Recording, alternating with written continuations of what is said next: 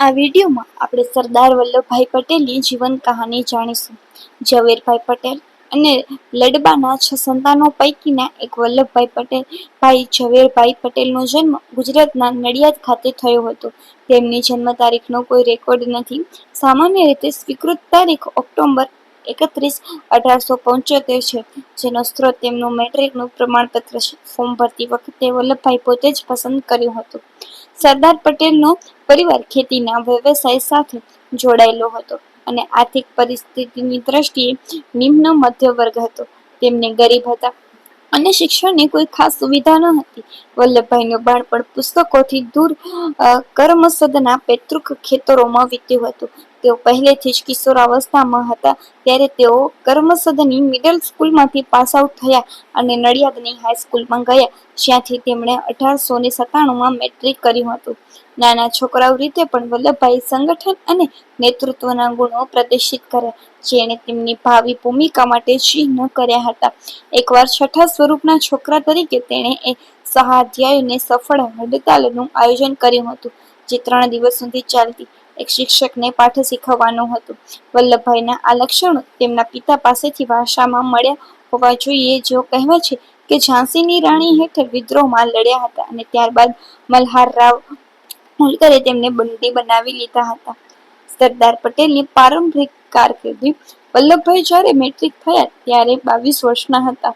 પરિવારના નિર્દોષ સંજોગોના કારણે ઉચ્ચ શિક્ષણ તેમની પહોંચમાં ન હતું. પછીથી શ્રેષ્ઠ બાબત એ હતી કે કાયદાનો અભ્યાસક્રમ લેવો અને સંદેશના વકીલ તરીકે સ્થાપિત થવું. આ તેમણે કર્યું અને ગોધરામાં પ્રેક્ટિસ પણ કરી હતી. પરંતુ પ્લેગનો હુમલો જે તે મિત્રને સંભાળ રાખતી વખતે થયો હતો, તેણે શરીરને છોડી દીધું અને નડિયાદમાં થોડો સમય વિતાવ્યા બાદ તેમણે વર્ષ 1902માં બોરસદમાં ગયો, જે ખેડા જિલ્લાનું એક શહેર હતું, જ્યાં તે સમયે સૌથી વધુ ગુનેગારો હતા. ગુજરાતમાં કેસ નોંધાયા છે. વલ્લભભાઈ અહીં બચાવ પક્ષના વકીલ તરીકે ખૂબ લોકપ્રિય થયા. વલ્લભભાઈ હવે ઇંગ્લેન્ડના જઈને બેરિસ્ટર તરીકે લાયક બનવા ઈચ્છતા હતા. બોરસદ ખાતેની તેમની પ્રેક્ટિસમાંથી તેમણે ત્યાં તેમના ખર્ચ માટે પૂરતી કમાણી કરી હતી, પરંતુ અમુક સંજોગોના લીધે તેઓ એક જ વારમાં પ્રવાસ કરી શક્યા ન હતા. તેમના ભાઈ વિઠ્ઠલભાઈએ એક અંગ્રેજી પેઢીમાં તેમનું શિક્ષણ પૂરું કરવાની ઈચ્છા વ્યક્ત કરી અને વલ્લભભાઈ સહેલાઈથી આ વાત સ્વીકારી અને તેમના રોકાણનો ખર્ચ પણ ચૂકવ્યો હતો. તેમની પત્ની ઝવેરબાઈનું 1909ની શરૂઆતમાં પેટની કોઈ બીમારીના ઓપરેશન બાદ અવસાન થયું હતું. જ્યારે શોકના સમાચાર વલ્લભભાઈ સુધી પહોંચ્યા ત્યારે તેઓ આણંદ ખાતે એક હત્યા કેસમાં સાક્ષીની ઉલટ તપાસ કરી રહ્યા હતા. અભેદ્ય સંયમ સાથે જેના માટે તેમની પછીથી જાણીતા બન્યા. તેમણે દુઃખ દર્શાવ્યું નહીં, પરંતુ હાથમાં ઉલટ તપાસ સાથે આગળ વધ્યા હતા. છેવટે તેઓ 1910માં ઇંગ્લેન્ડ માટે જહાજમાં ગયા અને મધ્ય મંદિરમાં જોડાયા. અહીં એણે એટલી મહેનત અને નિષ્ઠાપૂર્વક કામ કર્યું કે તેણે રોમન લોમાં ટોપ કર્યું અને ઇનામ મેળવ્યું હતું. આ સાથે એને 3 વર્ષના સામાન્ય સમયગાળાના બદલે 2 વર્ષના અંતે તેમને બારમાં બોલાવવામાં આવ્યા હતા. વર્ષ 1813માં ભારત પરત ફર્યા બાદ તેમણે અમદાવાદમાં પ્રેક્ટિસ શરૂ કરી અને તેમાં મોટી સફળતા મેળવી.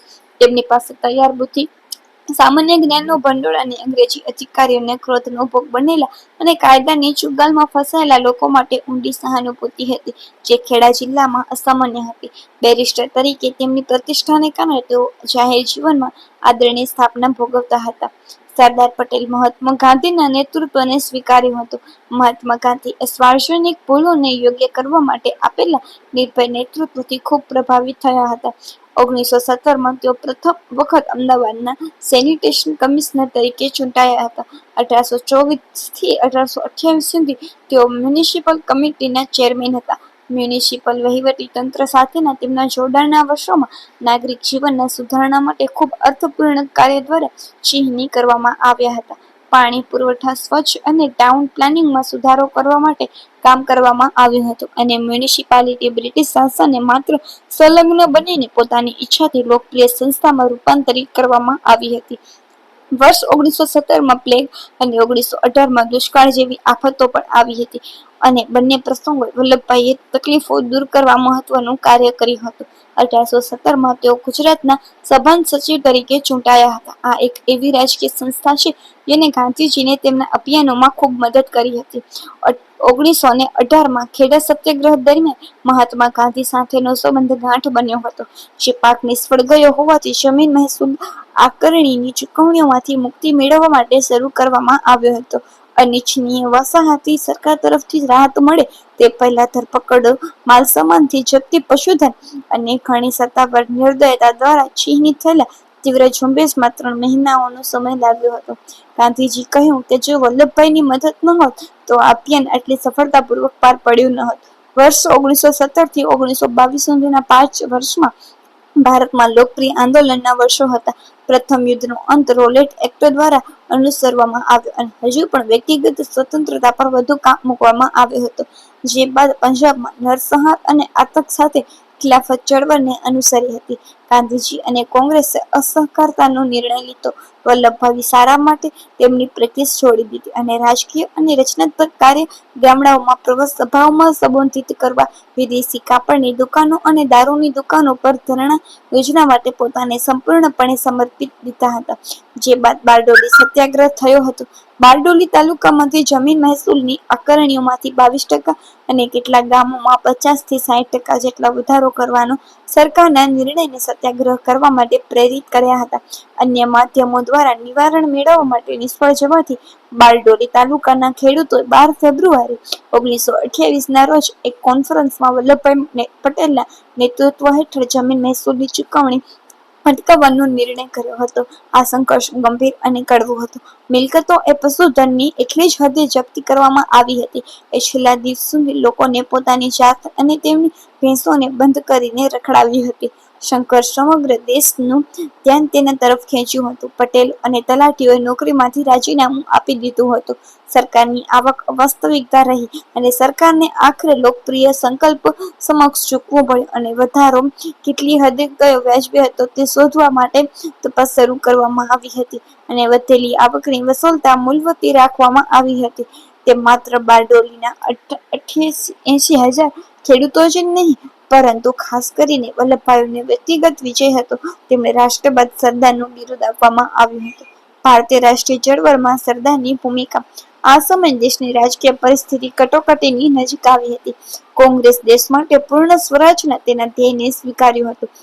જ્યારે બ્રિટિશ સરકારે એ હિતને બીજાની સામે રાખવાની તેમની નીતિ દ્વારા અને બંધારણીય યુક્તિઓ દ્વારા સ્વતંત્રતાના અવાજને દબાવવાના પ્રયાસો કરી રહી હતી અને તેમના શાસનને મજબૂત કરવા માટે શક્ય તમામ પ્રયત્નો કરી રહ્યા હતા. સાયમન કમિશનનો બહિષ્કાર ગાંધીજી દ્વારા પ્રખ્યાત મીઠાના સત્યાગ્રહની શરૂઆત બાદ કરવામાં આવ્યો હતો. વલ્લભભાઈ પટેલને મીઠાના કાયદાનો કોઈ ભંગ કર્યો ન હતો, પણ ધરપકડ કરવામાં આવેલા રાષ્ટ્રીય નેતાઓમાં પ્રથમ હતા. ગાંધીજી દાંડી તરફ કૂચ કરવા નીકળ્યા અને થોડા દિવસ પહેલા 7 માર્ચ 1930ના રોજ તેમની ધરપકડ કરવામાં આવી હતી. તેમને જન્મ મુક્ત કરવામાં આવ્યા હતા. ત્યાં સુધીમાં ગાંધીજી, જવાહરલાલ નહેરુ અને અન્ય નેતાઓને જેલમાં હતા અને દેશમાં સંઘર્ષનો વેગ વધી રહ્યો હતો. થોડા મહિનામાં વલ્લભભાઈ પાછા જેલમાં હતા. માર્ચ 1931માં વલ્લભભાઈ ભારતીય રાષ્ટ્રીય કોંગ્રેસના 46મા અધિવેશનની અધ્યક્ષતા કરી હતી, જેને ગાંધી-લર્વિન સંધિને બહાલી આપવા માટે બોલાવવામાં આવ્યું હતું, જે તે સમયે પૂર્ણ થયું હતું. આ કાર્ય સરળ ન હતું. ભગતસિંહ અને અન્ય કેટલાક લોકો માટે કોંગ્રેસનું અધિવેશન શરૂ થયું તે જ દિવસ ફાંસી આપવામાં આવી હતી અને પ્રતિનિધિઓ, ખાસ કરીને યુવા વર્ગમાં રોષ હતો. જ્યારે આ કરારની શરતો સાથે જવાહરલાલ નહેરુ અને સુભાષચંદ્ર બોઝ ખુશ ન હતા, પરંતુ કોંગ્રેસ આખરે એક અવાજે કરાર પર પોતાની મહોર લગાવી દીધી હતી. સવિનય અસહકાર સ્થગિત કરવામાં આવ્યો અને રાજકીય કેદીઓને મુક્ત કરવામાં આવ્યા અને કોંગ્રેસ ગોળમેજી પરિષદમાં ભાગ લેવા સંમત થઈ હતી. ગોળમેજી પરિષદ નિષ્ફળ રહી હતી અને ગાંધીજી અને અન્ય ટોચ નેતાઓની ધરપકડ કરવામાં આવી અને દમનીય નીતિ અપનાવવામાં આવી હતી. વલ્લભભાઈ પટેલ ગાંધીજી સાથે યેરવડા જેલમાં બંધ હતા અને તેઓ ત્યાં જાન્યુઆરી 1932 થી 1933 સુધી 16 મહિના સુધી સાથે રહ્યા હતા. ત્યારબાદ વલ્લભભાઈએ બીજું વર્ષ નાસિક જેલમાં વિતાવ્યું હતું. જ્યારે ભારત સરકારનો અધિનિયમ 1935માં આવ્યો ત્યારે કોંગ્રેસ સામાન્ય રીતે કાયદાની ટીકા કરતી હોવા છતાં તેની બંધારણીય જોગવાઈઓને અજમાવવાનું નક્કી કર્યું હતું, જે ભારતીયોને સરકારનું માપ આપવા માટે પ્રાંતીય ધારાસભ્યોની ચૂંટણીનો ભોગ લેવાનું જણાય છે, જે તેના હેઠળ પરિકલ્પના કરવામાં હતી. 11માંથી 7 પ્રાંતોમાં કોંગ્રેસની બહુમતી પાછી આવી અને કોંગ્રેસ મંત્રાલયની રચના કરવામાં આવી હતી. કોંગ્રેસ સંસદીય પેટા સમિતિ અધ્યક્ષ તરીકે વલ્લભભાઈ પટેલ આ મંત્રાલયોની પ્રવૃત્તિઓને માર્ગદર્શન અને નિયંત્રણ કર્યું હતું. જોકે બહુ લાંબા સમય માટે નહીં, કારણ કે 3 સપ્ટેમ્બર 1939ના રોજ જ્યારે બ્રિટન જર્મની સાથે યુદ્ધની ઘોષણા કરી ત્યારે વાયસરોયે કેન્દ્રીય અથવા પ્રાંતીય ધારાસભ્યની સલાહ લીધા વગર ભારતને બ્રિટનના સાથી તરીકે યુદ્ધમાં પ્રવેશ્યું હોવાનું જાહેર કર્યું. કોંગ્રેસ આ પદ સ્વીકારશે નહીં અને કોંગ્રેસના મંત્રાલયોને રાજીનામું આપી દીધું હતું.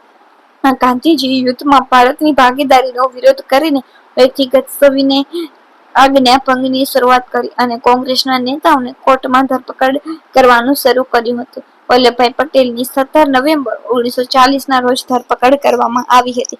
તેમને 20 ઓગસ્ટ 1941ના રોજ તબિયતના કારણોસર મુક્ત કરવામાં આવ્યા હતા. જે બાદ અખિલ ભારતીય કોંગ્રેસ સમિતિ 8 ઓગસ્ટ 1942ના રોજ બોમ્બેમાં પ્રસિદ્ધ ભારત છોડો ઠરાવ પસાર કર્યો અને વલ્લભભાઈ કાર્ય સમિતિના અન્ય સભ્યો સાથે 9 ઓગસ્ટ 1942ના રોજ ધરપકડ કરવામાં આવ્યા અને અહમદનગર કિલ્લામાં નજરકેદ કરવામાં આવ્યા. જ્યારે ગાંધીજી કસ્તુરબા અને મહાદેવ દેસાઈને આગા ખાનના મહેલમાં નજરકેદ કરવામાં આવ્યા હતા. આ સમય દરમિયાન સરદાર લગભગ 3 વર્ષ જેલમાં રહ્યા, જ્યારે યુદ્ધના અંતે કોંગ્રેસના નેતાઓને મુક્ત કરવામાં આવ્યા હતા. બ્રિટિશ સરકારે ભારતની સ્વતંત્રતાની સમસ્યાનો શાંતિપૂર્ણ બંધારણીય રીતે ઉકેલ શોધવાનું નક્કી કર્યું હતું. ત્યારે વલ્લભભાઈ પટેલ કોંગ્રેસના મુખ્ય વાટાઘાટકોમાં એક હતા. સ્વતંત્રતા બાદ અખંડ ભારતના ઘડતરમાં યોગદાન. જ્યારે ભારતે આઝાદી મેળવી લીધી ત્યારે સરદાર નાયક વડાપ્રધાન બન્યા અને ગૃહ રાજ્ય અને માહિતી અને પ્રસારણ પોર્ટફોલિયો માટેની જવાબદારી સંભાળી રહ્યા હતા. આ ક્ષમતામાં જ તેમણે ભારતના સંઘમાં રાજ્યોના એકીકરણની સૌથી જટિલ અને ચોંકાવનારી સમસ્યાનો સામનો કરવા માટે આહ્વાન કરવામાં આવ્યું હતું અને તે જગજાહેર છે કે તેમની યુક્તિ, સમજાવટની શક્તિ અને રાજનીતિ સંપૂર્ણ રમતમાં કામ આવી હતી. તેમણે આ પ્રશ્નને સંભાળ્યો કારણ કે માત્ર તેઓ જ તેને સંભાળી શક્યા હોત. 1 વર્ષથી ઓછા સમયમાં રજવાડાઓને 562 થી ઘટાડીને 26 વહીવટી એકમો અને ભારતના લગભગ 80 મિલિયન લોકો સુધી લોકશાહી લાવી શક્યા હોત, જેમાં લગભગ 27% લઘુમતીઓનો સમાવેશ થાય છે. રાજ્યનું એકીકરણને ચોક્કસપણે વલ્લભભાઈ પટેલ જીવનની સૌથી મોટી સિદ્ધિ ગણાવી શકાય છે. ગૃહપ્રધાન તરીકે તેમણે ઇતિહાસમાં અભૂતપૂર્વ સાંપ્રદાયિક ઝઘડાથી તબાહ થયેલા દેશમાં વ્યવસ્થા અને શાંતિ પાછી લાવવાના પ્રયાસોની અધ્યક્ષતા કરી હતી. એક મહાન વહીવટકર્તાની હૃદયકારક ક્ષમતાથી તેણે આ કાર્ય પૂર્ણ કર્યું હતું.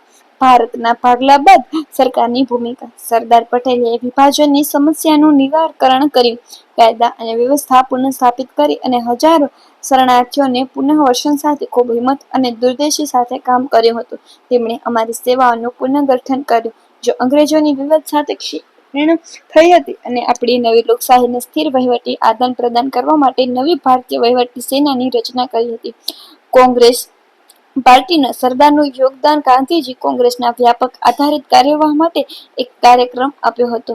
તે વલ્લભભાઈ હતા જેમણે પાર્ટી મશીનરીનું નિર્માણ કર્યું હતું. તેથી તે કાર્યક્રમ હાથ ધરવા માટે તેમનો પહેલા કોઈ અસરકારક સંગઠનની જરૂરિયાત વિશે પૂરતો વિચાર કર્યો ન હતો, પરંતુ વલ્લભભાઈએ તેમના પ્રચાર દરમિયાન આ જરૂરિયાતને અનુભવી અને તેમની સંગઠનના પ્રતિભા અને શક્તિને પાર્ટીને મજબૂત બનાવવા માટે સમર્પિત કરી, જે હવે સંગઠિત અને અસરકારક રીતે લડી શકે છે.